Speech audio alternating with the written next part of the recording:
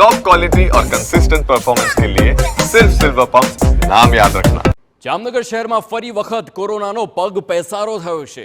શહેરમાં ગઈકાલે 7 નવા કેસ સામે આવ્યા છે। એક પરિવારના 4 સભ્ય સહિત 7 નવા કેસ સામે આવ્યા। અલગ અલગ વિસ્તાર જેમાં કે ગોકુલનગર, ઘાંચીવાડ, ગરીબ નવાઝ વિસ્તારમાં કેસ સામે આવ્યા છે। હાલ જામનગરમાં કોરોનાના 10 સક્રિય કેસ છે।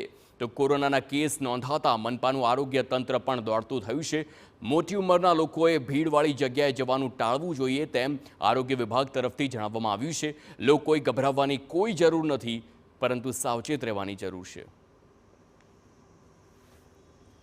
તો આપણે એમાં કંઈ પેનિક જેવું નથી। બધાને જ અમારી ટીમ જે આરોગ્ય કેન્દ્ર હેઠળ એરિયા છે એમાં વિઝિટ કરેલી છે અને દરેક હોમ આઇસોલેશનમાં છે। માઇલ્ડ જ સિમ્ટમ્સ છે, જે ફ્લૂ લાઇક સિમ્ટમ્સ કહેવાય છે, કે તાવ આવે છે, માથાનો દુખાવો થાય છે, કે શરદી ખાંસી અને થોડું સોર થ્રોટ એટલે ગળામાં દુખાવો, જે લક્ષણો કોરોનાના આપણે પહેલાં પણ જોવા મળેલા છે તે જ જોવા મળે છે, પણ એ માઇલ્ડ અને હળવા હોય છે અને બહુ ઝાઝા સમય સુધી ટકતા નથી। તો પેનિક થવાની જરૂર નથી, પણ સાવચેતી ખૂબ જરૂરી છે।